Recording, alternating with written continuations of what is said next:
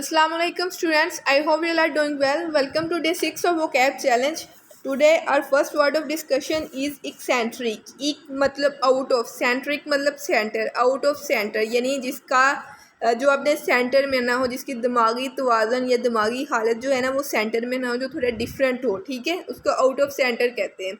सारे लोग एक तरफ और वो अकेला एक तरफ, जो थोड़ा डिफरेंट हो उसको एक्सेंट्रिक कहते हैं।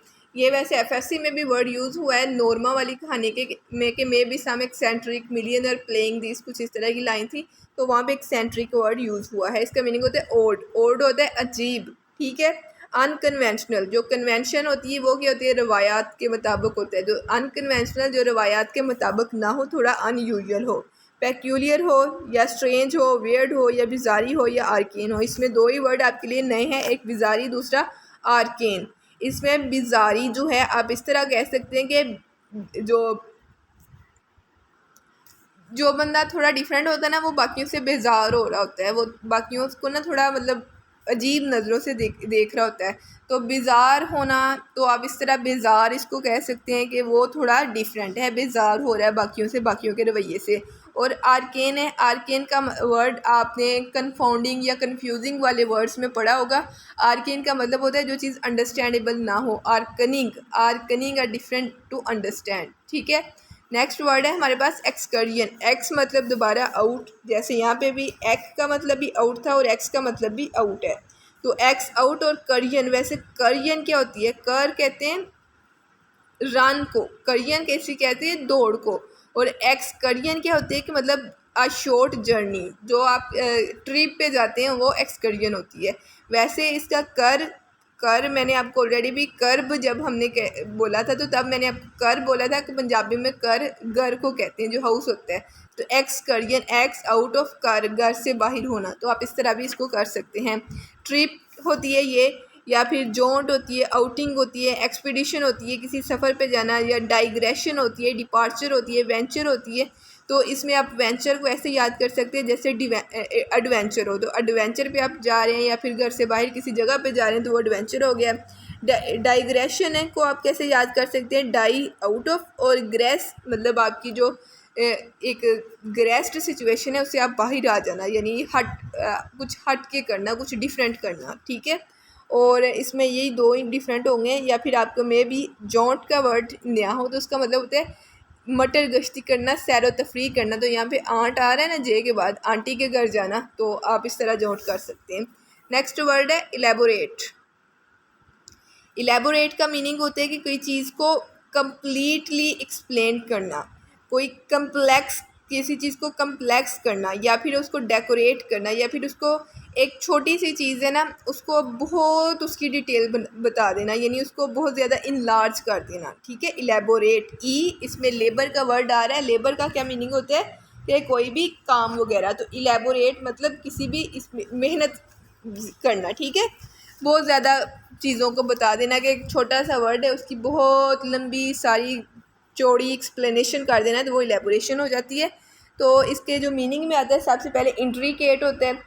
इंट्रिकेट होता है कि किसी भी चीज़ को जाल नमा बनाना, जैसे कोई जाल होता है तो उस तरह इंट्रिकेट होता है। सम्पटियस यानी किसी चीज़ को बहुत ज़्यादा पुरतकल्लफ बना देना, कि बहुत ज़्यादा सम अप कर देना, सम यानी जमा होते हैं ना, सम जमा, तो सम्पटियस बहुत ज़्यादा कर देना, ठीक है। डेकोरेट कर देना, एलिजेंट कर देना, कि बहुत ज़्यादा उसको शान में इजाफे के कसीदे ही बांट देना।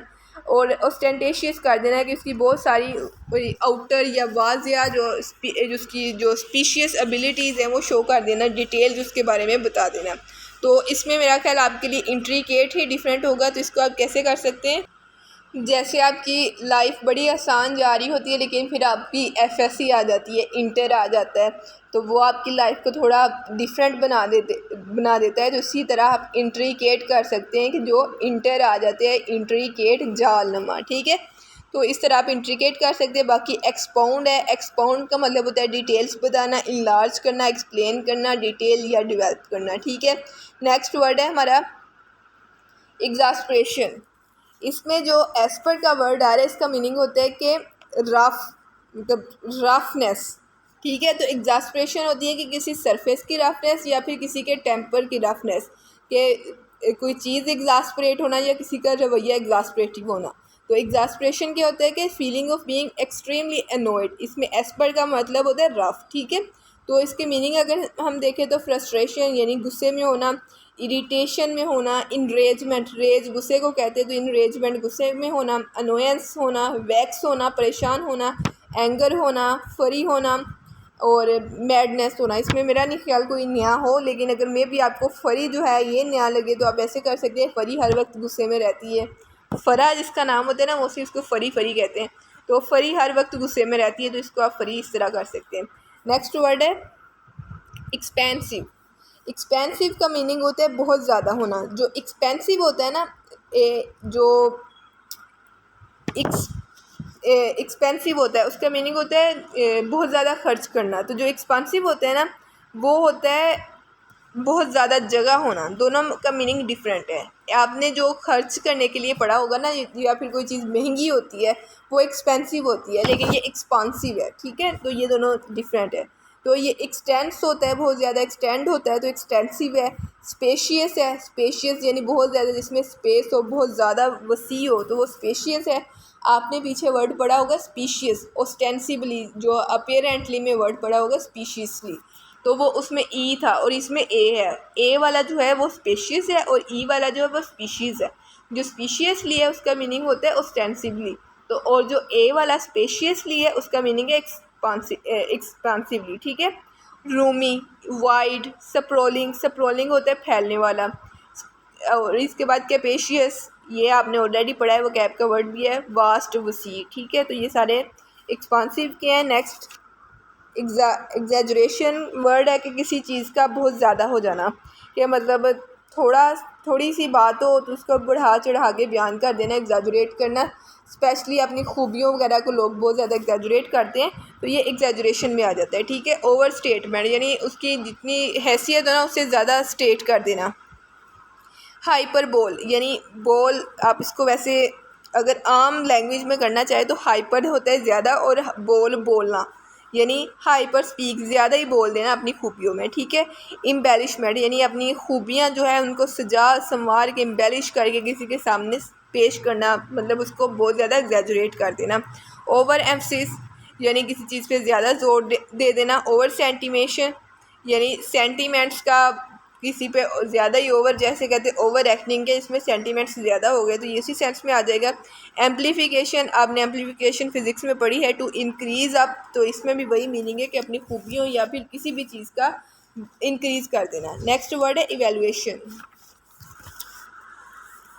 यानी कुछ इवेल्युएट करना, कुछ किसी चीज़ का अंदाज़ा करना, किसी चीज़ को गैज करना या फिर किसी चीज़ के बारे में वैल्यू सेट करना। ई वैल्यू, इसमें वैल्यू का वर्ड आ रहा है तो इसको आप ऐसे याद रख सकते हैं। रैकन, जैसे इसको आप रकून से याद रख सकते हैं, रकून, ठीक है। तो जो रकून होते हैं काफ़ी वैल्यूएबल होते हैं तो आप इसको रकून से, रैकन को रकून से कर सकते हैं। असेस, अब असेस यानी अंदाज़ा लगाना। अप्रेस यानी अंदाज़ा लगाना। Up plus praise, add praise, up का मीनिंग होता है ऐड और प्रेज का मतलब होता है खूबी, यानी अंदाज़ा लगा के, मतलब किसी के शख्सियत के बारे में अंदाज़ा लगा के उसकी खूबियाँ बयान करते जाना, तो अप्रेस। वे, आप अंदाज़ा लगाना। एस्टिमेट, अंदाज़ा लगाना। कैलकुलेट करना, वैल्यू करना। गाज और ये जो नीचे आ रहा है गेज, ये दोनों एक ही फैमिली से बिलोंग करते हैं और इनके बारे में आई थिंक ऑलरेडी डिस्कस कर चुके हैं हम। मैयर करना, प्राइस करना, रिकून करना, वर्कआउट करना, एनालाइज करना, कंप्यूट करना, इसमें कोई भी मुश्किल वर्ड नहीं है, सिर्फ गाज या गेज आपको दोनों मुश्किल लग सकते हैं। तो वैसे मैयरिंग गाज एक इंस्ट्रूमेंट होता है जो मैयर करता है चीज़ों को, तो इससे भी आप इनको याद रख सकते हैं। नेक्स्ट वर्ड है फैटेलिटी।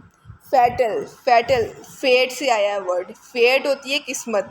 फैटल कहाँ से आया? फेट से। डेस्टाइंड बाय फेट, कोई चीज़ किस्मत में होना, फैटेलिटी यानी जैसे डेथ होती है किस्मत में, कोई एक्सीडेंट होता है किस्मत में, कोई नुकसान होना किस्मत में होता है, कोई हादसा किस्मत में होता है, तो ये फैटेलिटी है। तो इसमें जैसे कैजुअलिटी है, पहला मीनिंग कैजुअलिटी, कोई हादसा होना जो किस्मत में हो। एक्सीडेंट होना, डेथ होना, लॉस होना। डिसीज़ भी एक्सीडेंट ही डेथ ही होता है, तो ये भी आप इस तरह कर सकते हैं। नेक्स्ट वर्ड है फ्लिक्ट। फ्लिक क्या होता है कि मतलब किसी भी चीज़ को जर्क करना, ठीक है।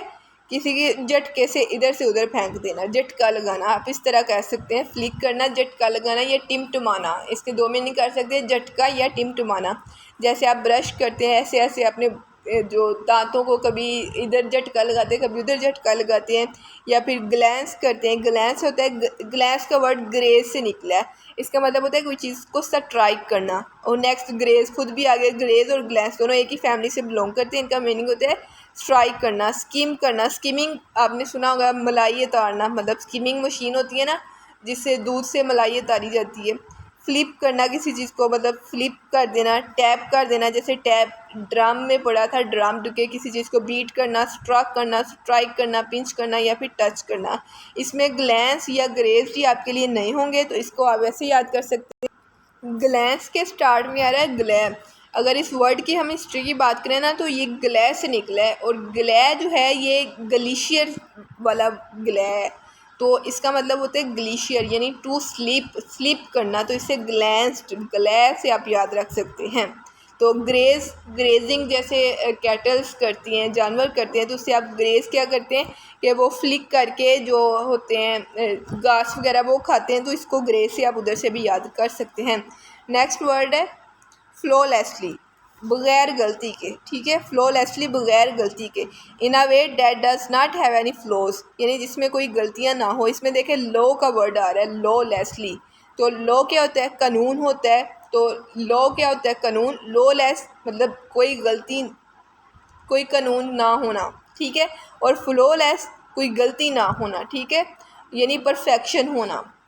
फॉल्टलेसली, ठीक है। इम्पैकेबली, इम्पैकेबली, इम का मतलब होता है नॉट और पैकेबल का मतलब होता है सिन, यानी जो पाक हो। इम्पैकेबली जो गुनाहों से पाक हो, इम्पैकेबली। इसमें वैसे भी पैक का मतलब वैसे भी सिन होता है, लेकिन आप इम्पैकेबली को ऐसे कह सकते हैं कि पाक, इसमें पाक का वर्ड आ रहा है ना, तो इस तरह आप इसके मीनिंग को याद रख सकते हैं।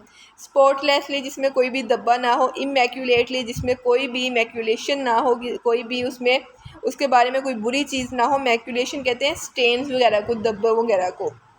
क्लियर हो, जो साउंड हो, जैसे कहते हैं कि I am safe and sound, तो ये वो वाला साउंड है, या फिर प्योरली, ठीक है। तो ये फ्लॉलेसली के मीनिंग थे। तो आई होप आपको समझ आ गई होगी। जज़ाकल्लाह, थैंक यू वेरी मच।